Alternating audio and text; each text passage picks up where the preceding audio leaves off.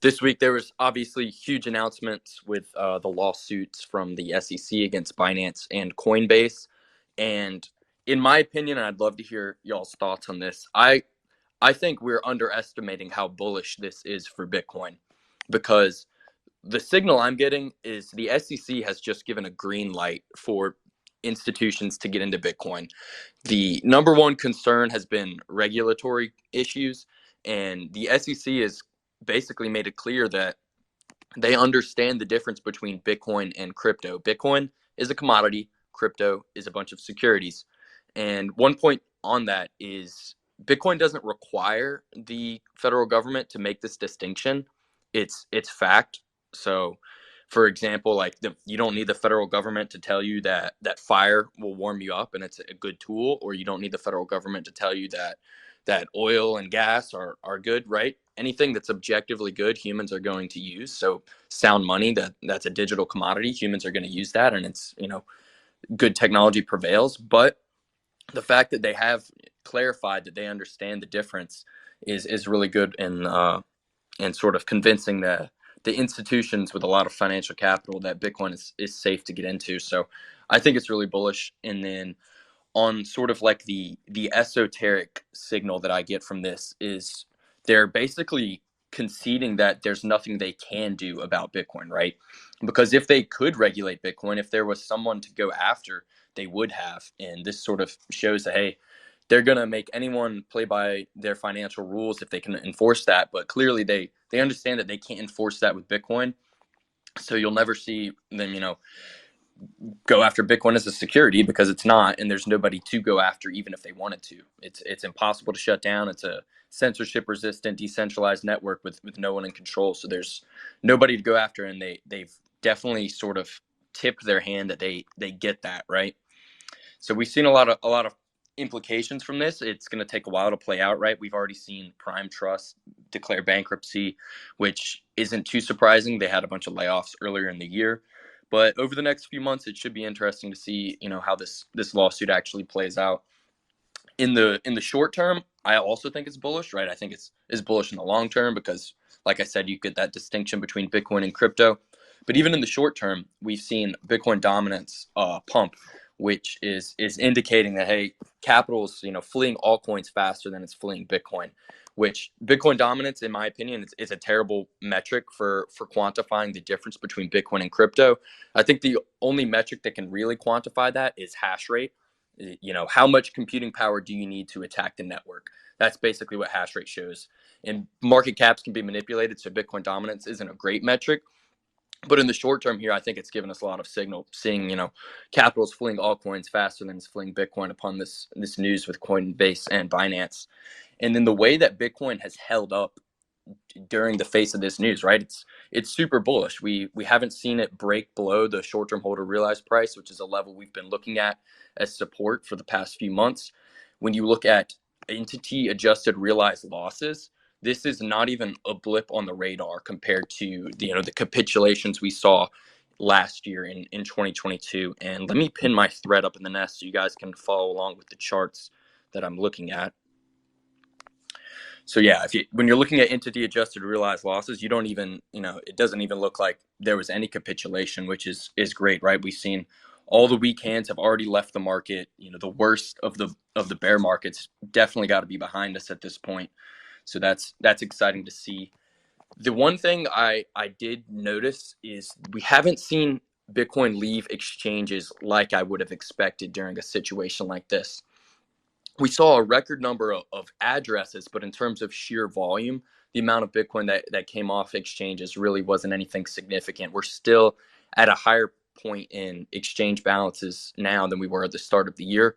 Binance, of course, saw a pretty steep decline, but overall, a lot of Bitcoin still remains on exchanges. But I do suspect in the long term that will continue to trend down, just as long-term holders and the psychopathic plebs continue to buy and continue to self-custody. Maybe their capital flows decrease if we go into a recession, right? They don't have as much, disposable income to allocate to Bitcoin. But there's a group of people out there, and I'm included in this category, that we won't stop buying Bitcoin and we won't stop taking it off the exchange. So definitely over the long run, we'll see exchange balances continue to decrease. One chart that I looked at, and Joe, I know you quote tweeted this earlier, is the supply held by entities with less than one Bitcoin.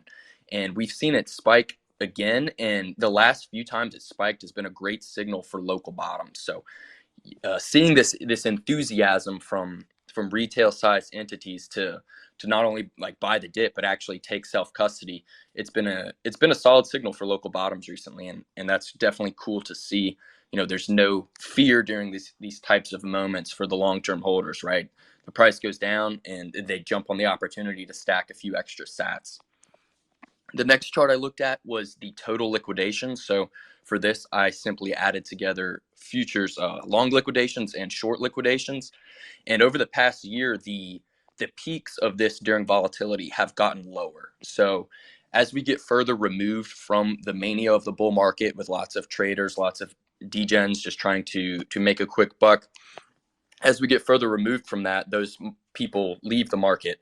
And we've seen that during periods of volatility, there's fewer total liquidations, which is definitely interesting to see. And I suspect that trend will continue until at least after the next halving and whenever we start to get into another bull market. And the last chart I looked at in the newsletter was the stablecoin balances, which definitely decreased a noteworthy amount this week, which is no surprise, right? Because Binance USD was implicated as a security, and pretty much all, Joe, you might have more insights on this, but all of the stablecoins function similarly to BUSD, right? We've seen, there were some algorithmic stablecoins, which arguably not decentralized, but that would be sort of as close as you can get. But those have failed, right? They have never been able to really maintain that peg with the US dollar. So the stable coins that are relied upon as actually being stable, they're these centralized ones that are backed by US treasuries. So seeing BUSD get implicated as a security certainly doesn't bode well for stable coins in the long run. And I think it's likely that a lot of the capital that's in stable coins, just as with the rest of quote unquote crypto, will inevitably get put into Bitcoin. Yeah, Mitch, I think that was very well said. I think what's going on with Binance and Coinbase is very interesting, right? Like, I think in the short term, to many outsiders, people are thinking, people obviously associate, unfortunately, like crypto broadly and Bitcoin in like one big bucket. And I think that like that, most outsiders, that's how they think. And in the short run, maybe that's not great for Bitcoin.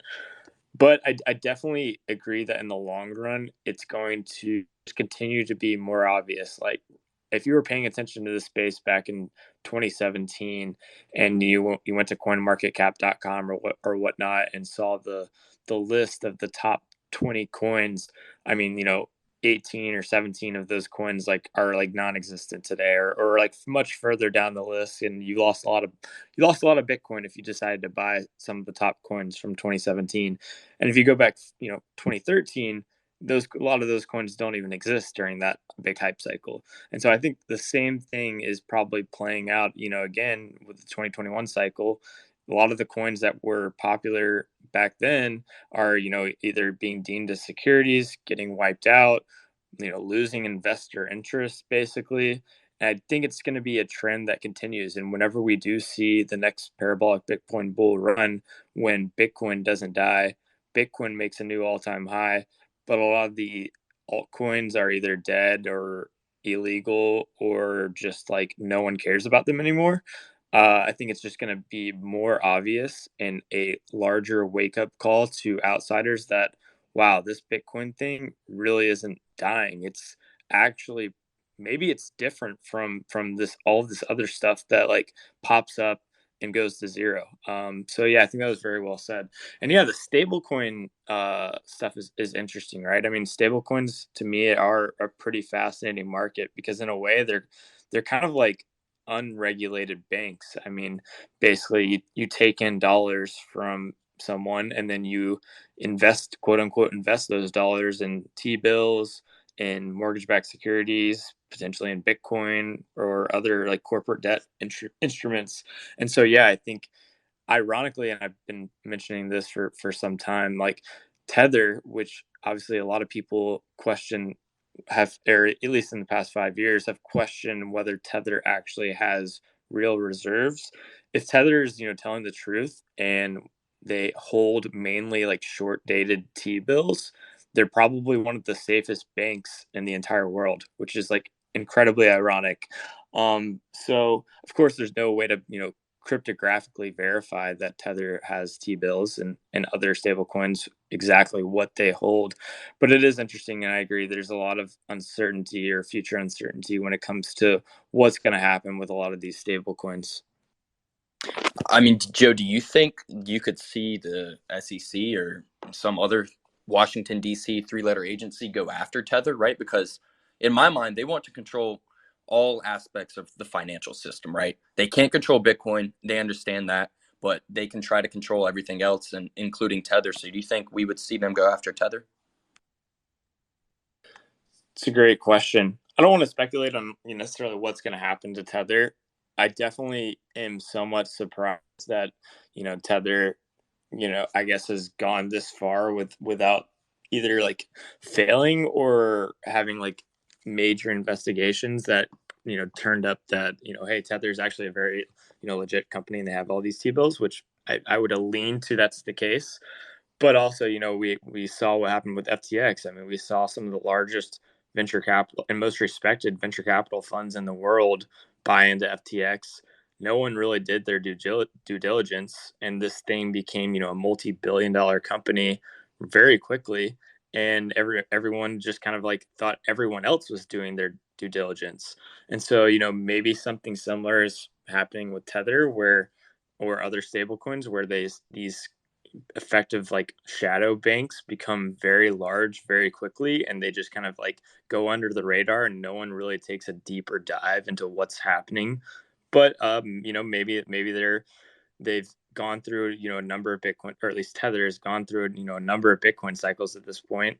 And if they didn't get wiped out in the last cycle, maybe they are smart enough and conservative enough to hold actual T-bills, or like the safest dollar denominated asset in the world. And so maybe they'll be fun. But yeah, I definitely think that it's reasonable to expect that there will definitely be more scrutiny under stable coins and stablecoin issuers. On that point, about Tether holding short-dated treasury bills, I know I saw somewhere there was concern when the debt ceiling sort of stuff was approaching that the government might have missed a few payments on the short dated T bills. So I think this is probably a good segue over to Blake for macro. But just in my mind, that was sort of an undisclosed risk. Like if you're holding Tether, right? If they're totally relying on short dated T bills and something happens and the U.S. misses a payment or two, I guess that could have potentially gone south for Tether. But it doesn't seem like that's going to happen. And Blake, what are your comments and what's going on with macro? I know you expect a big week next week. Yeah, I mean that's kind of definitely been the focus of this week. Just kind of looking forward to next week.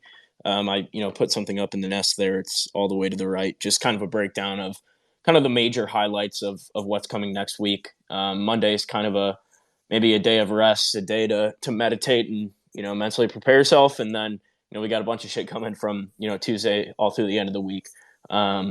This week obviously like we just talked about, Binance, Coinbase were some major points. And just really quickly, I kind of see this as just a positive for the industry, and obviously for Bitcoin itself, as we just spent the last 15 minutes talking about.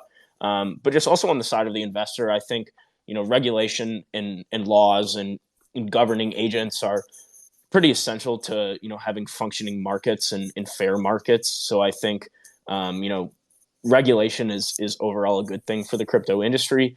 Obviously, overarching regulation would be bad, but at this point, I don't see that. I just see this as the government's looking out for the investor who is aping into Dookie coin and getting rugged. So I think overall this is a good thing, and I'm not overly concerned about anything Bitcoin related at all. But Blake, beyond that, yeah, yeah. I'll jump in there real quick before you get into macro, just to maybe sort of clarify your position, because you could debate, right, whether we need financial regulation if we were building a society from scratch. You could debate the merit of the SEC, but the fact is that it exists, and if it's going to exist, then it should stop scams. And crypto, arguably, is one of the biggest scams. So I'm sure that's sort of your position as well. And I'll pass the mic back to you.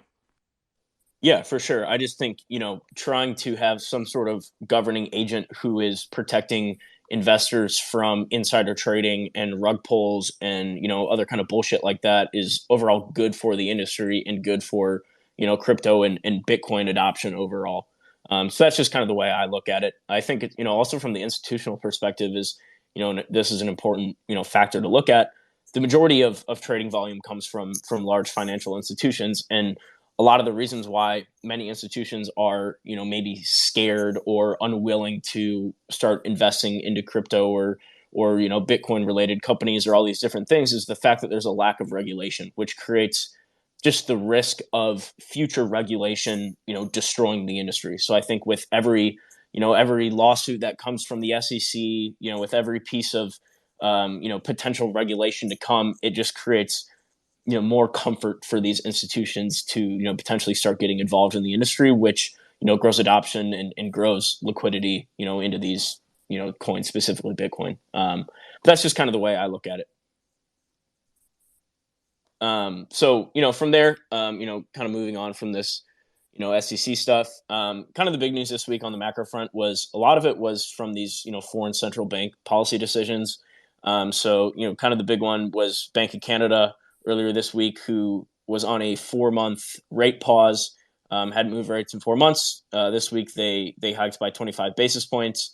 The explanation for this was just kind of economic data has been coming in stronger than expected, like consumer spending primarily. They were also concerned about inflation being sticky above 2%.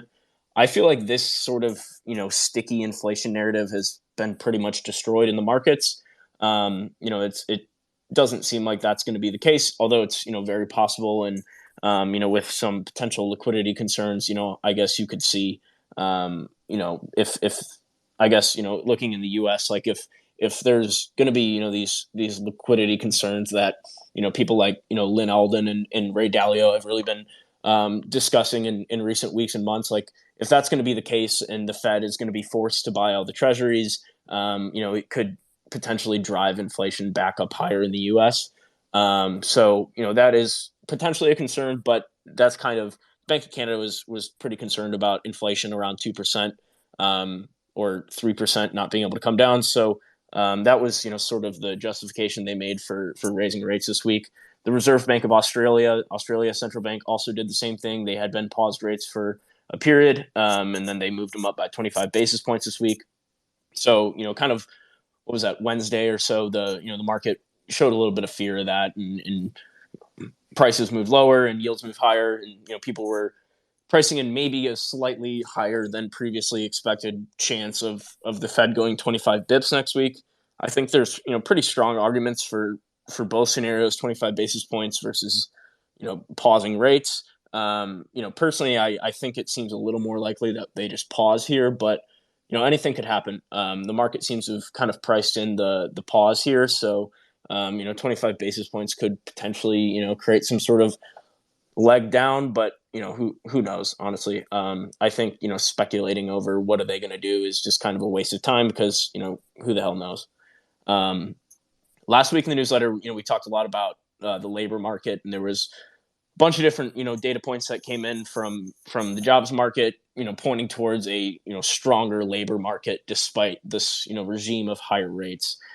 This week the big news was yesterday when initial jobless claims came out.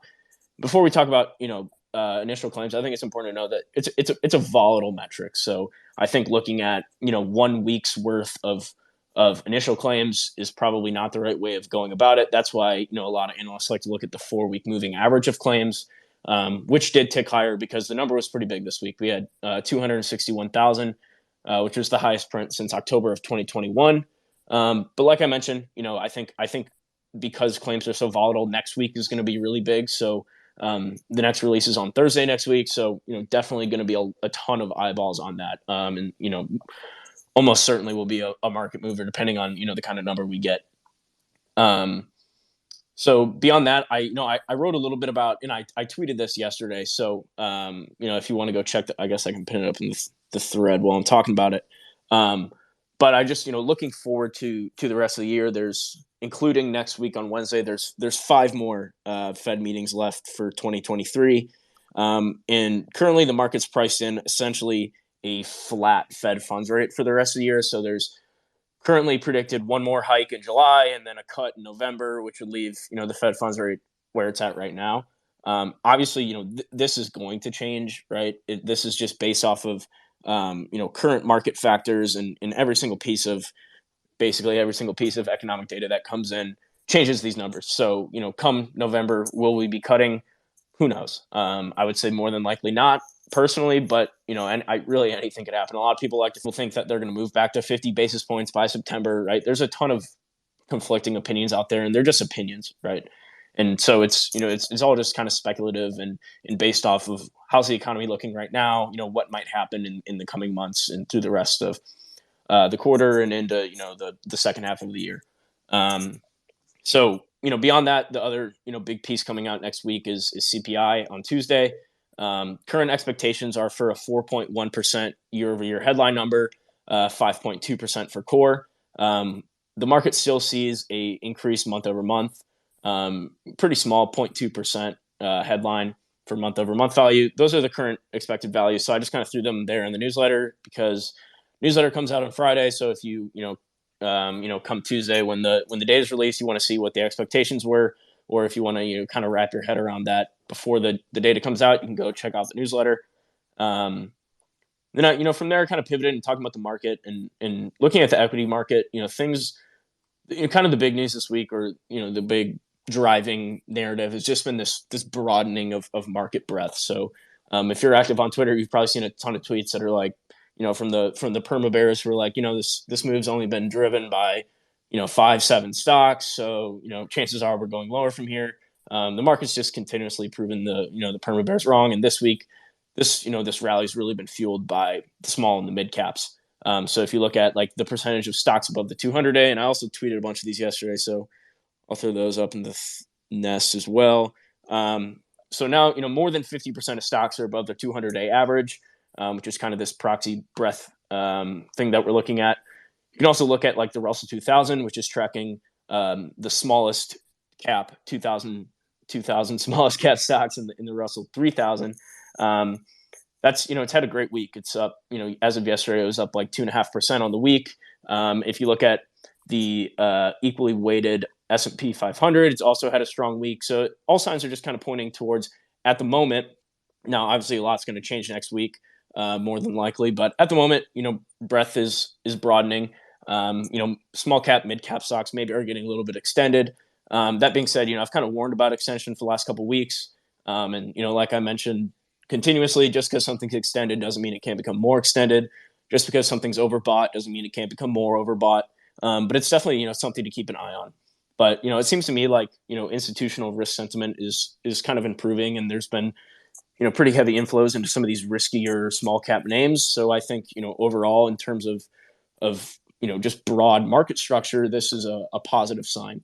But that about sums up everything I talked about for the most part in the macro section. Of course, I get into a little bit about Bitcoin exposed equities. Namely, we're talking about Coinbase price action this week. So if you're interested in that, go check it out. It's pretty quick. And then we talk about Bitcoin technical analysis through a chart in there, just kind of looking at what I'm looking at in terms of price structure. So if you're interested in that, definitely go check it out. I like it, Blake. Blake, I did have one question that I want to ask you, and it's related to a tweet that I'm about to pin here. It was something that Balaji has been mentioning, and then David Sachs, who's like another prominent VC guy out of Silicon Valley. I think David Sachs was like one of the founders of PayPal, and then Balaji was a general partner in Andreessen Horowitz.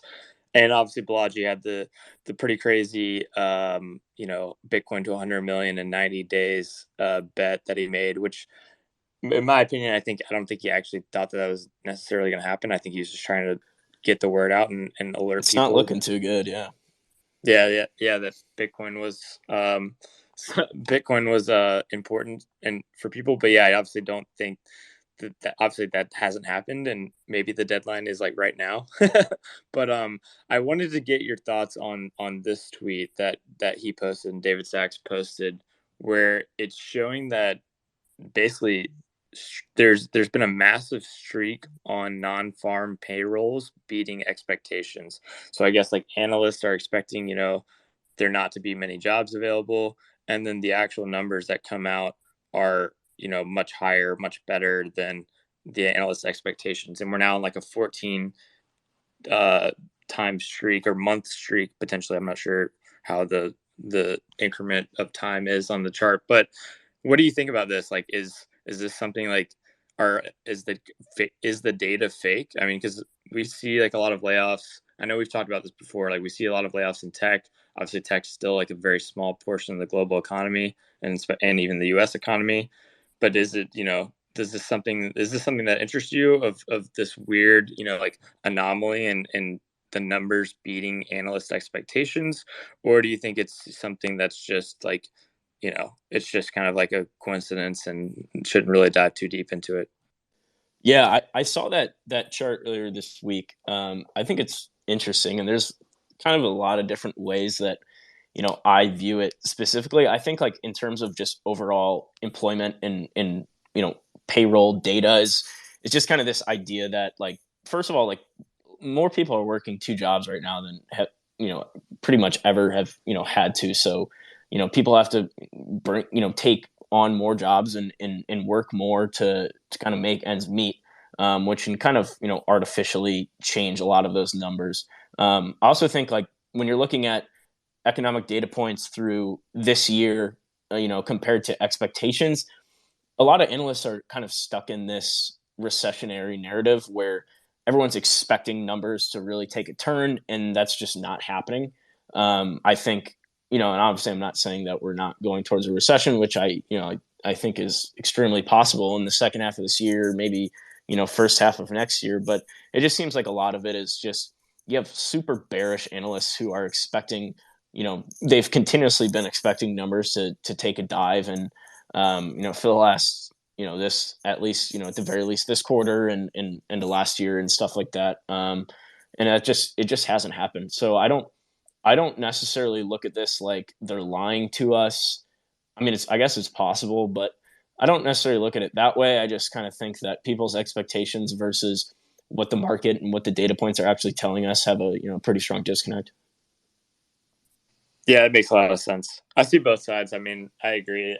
I do feel like a lot of analysts, at least over the past year, have been like expecting a recession, and if you're like marginally pricing in or quote unquote pricing in a recession into this, non-farm payroll estimate every month or whenever it is released, then it makes sense that it could probably consistently hit to the downside, even if the data is not quote unquote fake. But maybe it is. Yeah, I mean, it definitely could be. I don't know, but I just like to think that people aren't super evil, but maybe that's just me being too nice. I don't know. Yeah, true. Yeah, I think I mean, you're giving them too much credit, Blake. I'll add one point, and this is more anecdotal, but I do think we've reached that point where inflation was so bad the last year that the average person doesn't really care whether or not we're in a technical recession, right? Prices have increased so much. We've seen, people are struggling to pay their rent. They're struggling to buy food and provide for their family, working multiple jobs. I think we're in a situation where if you ask the normal person, like, are we in a recession? They don't know the technical definition, but they're going to say yes. They're going to say the economy's terrible right now, quote unquote Biden economy, even though, it's more so, the reversal and zero interest rate policy more than anything. But yeah, that's just my 2 cents on that. Yeah, no, I couldn't agree more. It reminds me a lot of last year when we had the two consecutive quarters of declining real GDP, and everyone's like, well, that means we're in a recession, and then you had other people being like, well, no, that's not technically a recession because you need this and this and this, and it's like it's arbitrary. It literally does not matter whether we're technically in a recession or not. The effects of a recession on individuals and on the economy kind of speak for themselves. Where it's like, who gives a shit if we're technically in a recession, technically not in a recession? It's like it really does not matter, right? If you're in one specific financial situation and then CNBC is printing, oh, we're now technically in a recession, like that doesn't change anything. It doesn't matter, right? It's the only real point of having like a true, you know, recession call is just like for journalists to print stories that make you click on them, and for people to, you know, make tweets that want to make you read their thread and shit like that. Like, in my opinion, it's arbitrary. It doesn't matter, and it's kind of the wrong way of looking at it. 100%. And speaking of biology, this reminds me of a point he made in his recent podcast with Marty Bent, which is like they're sort of the mainstream media is late to calling these things, right? They were late to calling COVID a threat. They were late to, you know, recognizing some of the things about the vaccine. Even with like a recession, you need 2 consecutive quarters of negative GDP, right, before you can declare a recession. But during those quarters, that's the recession, right? So at the best case scenario, they're going to recognize it 6 months late. Yeah, I agree there. I mean, it's kind of goes back to what we talked about, how, you know, the Fed uses data that is backwards looking to make, you know, forward, you know, things that affect the future, like interest rates and quantitative tightening and quantitative easing. Whereas, you know, the markets are forward looking, you know, pricing mechanisms. People don't really care about, you know, necessarily what your were your earnings last year. They care about what your earnings are going to be this year and the next 5 years. And, you know, obviously your previous earnings are a good indication of what you could be doing in the coming year, but people are definitely focused on future earnings when you're buying, you know, equities, and you're expecting like, how is the global economy actually going to perform? So yeah, I think that was a good point, Mitch.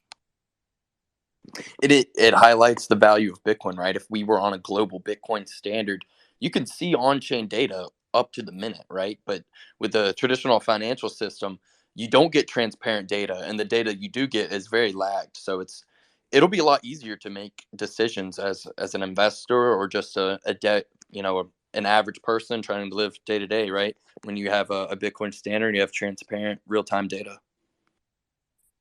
Yeah, great point.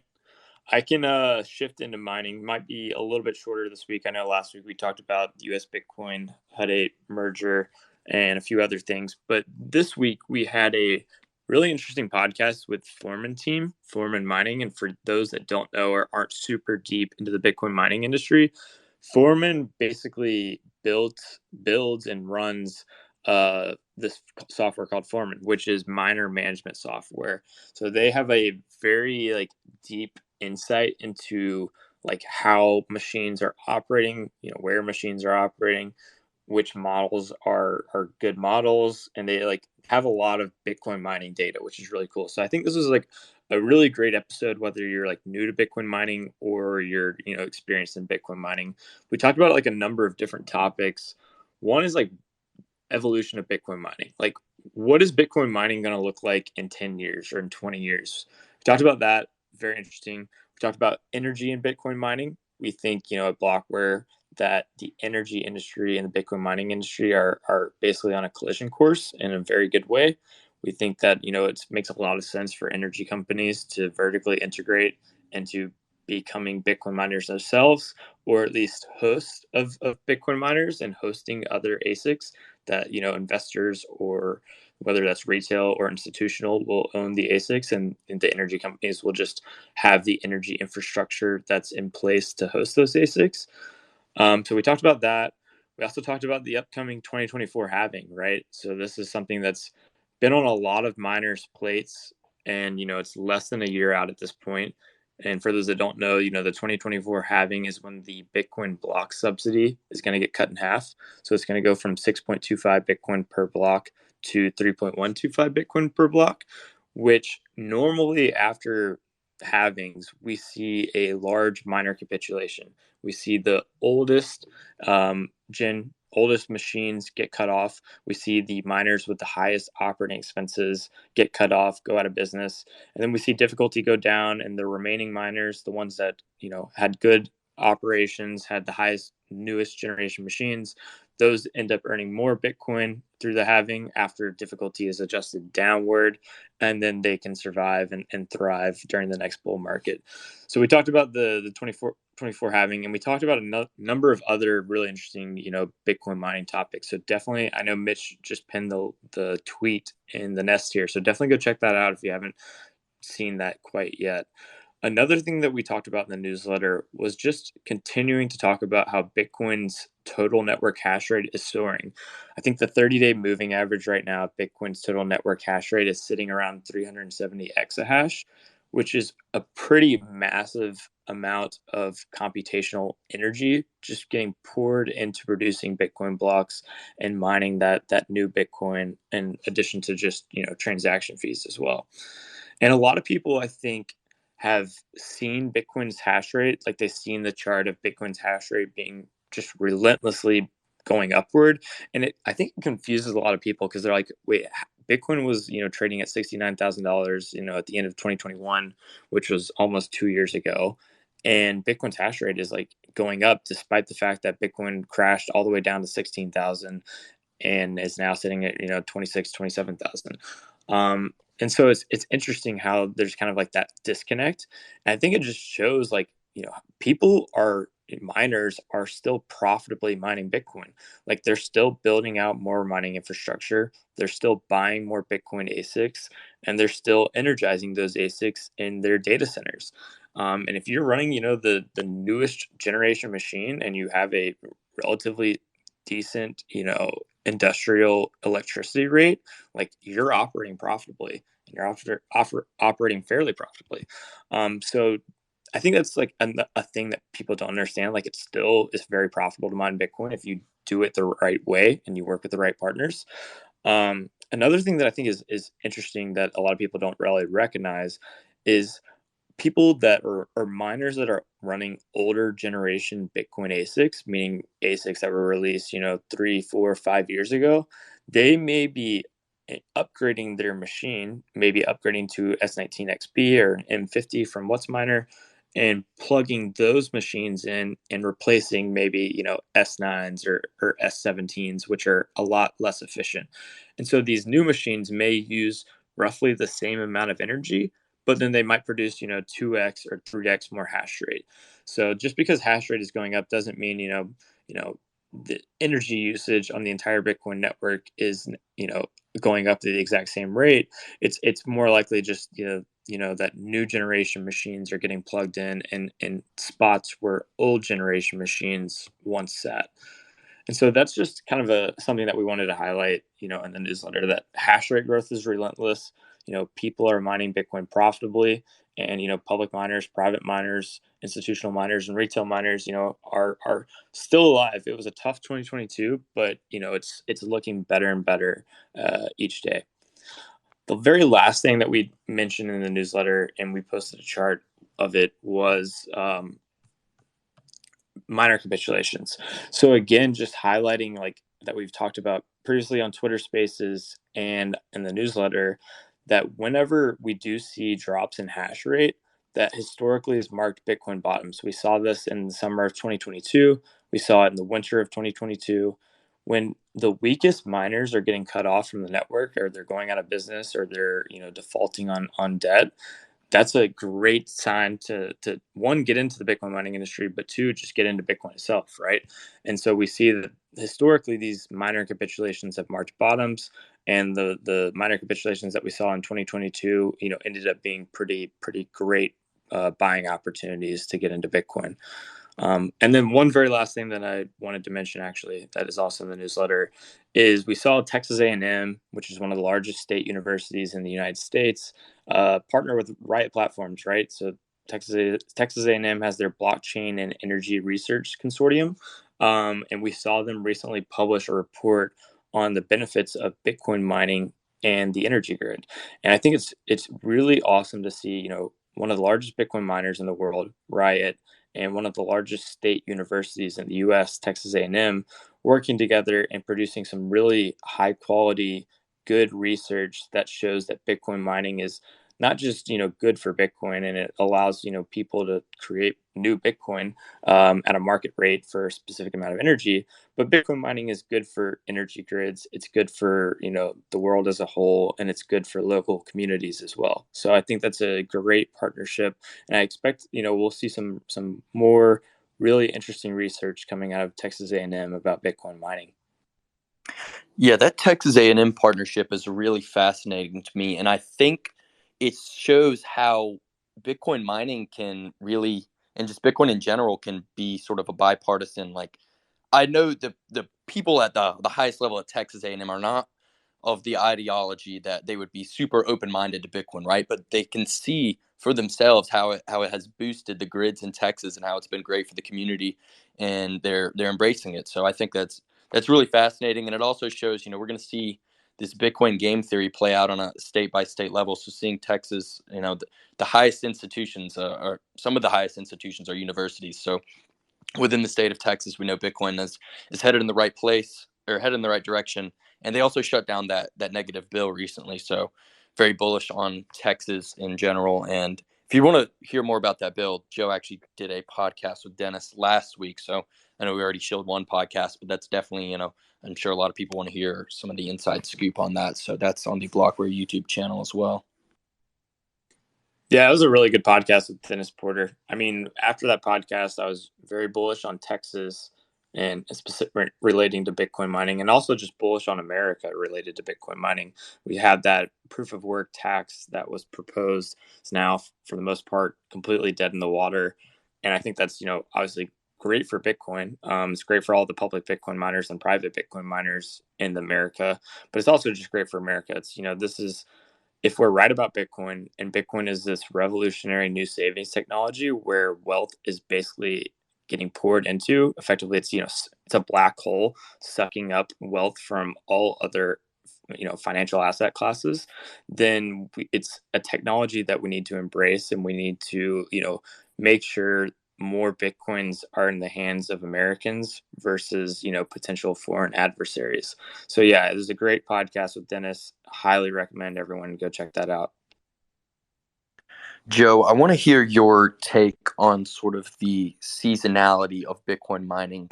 The last two minor capitulations, it did happen in like the heat of summer and the dead of winter, which, I mean, coincidentally, it's when the price went down, right? So you can't say that it was because of demand response programs, but a lot more of the miners seem to be integrating with that. And obviously, there's a huge percentage of hash rate in Texas. So would you expect? I know you're sort of bullish-ish on hash rate in the short term, right? You think it might keep going up, but could you expect potential capitulation this summer just due to demand response? It's a great question. And short answer is yes, it wouldn't surprise me. I guess, over the last couple weeks, it's somewhat surprising that hash rate is just continuing to relentlessly grind higher, and we haven't seen much of that yet. Maybe once we get into late June, early July, we'll start to see like some of the Texas miners really taking a big stand in some of those demand response programs, and maybe we actually will see a minor demand response induced minor capitulation, which I don't think would be bad for the price of Bitcoin. But I do think that generally speaking, yes, we could see something like that happen. And that would kind of be my base case for like the next minor capitulation. Like, I don't see hash rate really falling significantly, um, unless it's demand response, very hot summer, or we see like the price of Bitcoin, drop another 20-30%, then we could see another minor capitulation. But I don't really necessarily see that happening. And so my base case would be, if we do see a minor capitulation, it's probably exactly like you pointed out. It's Texas miners or other miners throughout the world curtailing their machines, more than usual due to hot months. But yeah, it's a really interesting point. I think it's probably going to become more pronounced over time as we see miners basically being the energy buyer of last resort, right? Like, during the monetization of Bitcoin, it will make a lot of sense to, buy new generation machines and run them 100% of the time. But as the block subsidy starts to dwindle and, we see global Bitcoin adoption, I definitely think miners are going to be going around the world and just kind of sucking up all wasted energy, maybe running 50% of the time or 60% of the time, instead of that, 99% of the time that many miners strive for today. It makes sense to me intuitively that a demand response downward difficulty adjustment would actually be a short-term boost to the Bitcoin price, because the miners engaging in the demand response often make more revenue doing so than they would mining Bitcoin otherwise.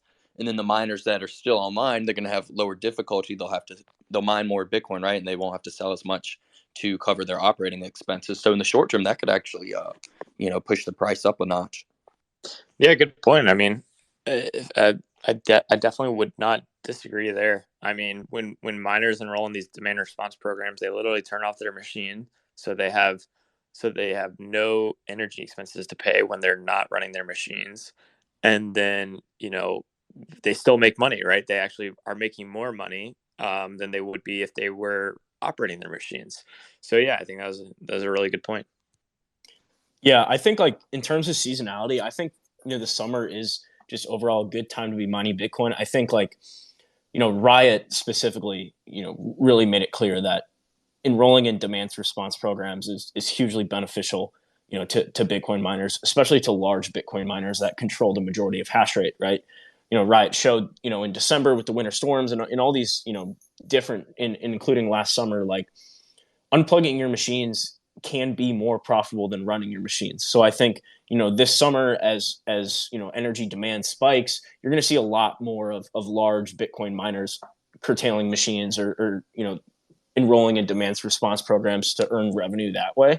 I also think another thing to keep in mind on like in terms of smaller operations is like people who haven't prepared for mining Bitcoin in the summer aren't necessarily prepared to deal with the extreme heat that comes when it's 90 degrees outside and your machines are shutting down because they're running at 140 degrees. So I think like all of these factors kind of create this tailwind towards potential short-term negative difficulty adjustments that's going to make it great to be a Bitcoin miner who's running in a tier 1 data facility. It'll be great for those miners too, the last sort of little stretch before the next halving. So if they can mine as much Bitcoin now before the block subsidy gets cut in half, that'll be great for them in the long run. 100%. Any final thoughts, guys? No, just self-custody your Bitcoin. Don't wait. Just take all your coins off the exchange. Yeah, I guess I couldn't agree more. In terms of mining, if you're someone who's just wants to have a conversation about mining, shoot me a DM. I'm account executive on the Blockware sales team, so I spend my whole day talking to people like you that are potentially interested in getting into mining or just want to learn more about what it actually looks like to be a miner and run hosted mining through someone like Blockware. So if that's something that you're remotely interested in, I'd love to steal 20 minutes of your time and have a conversation about it. But beyond that, hope everyone has a great weekend and looking forward to a huge macro week next week. Good talking to you, gents. See you, everybody. 100%. See you guys. Enjoyed it.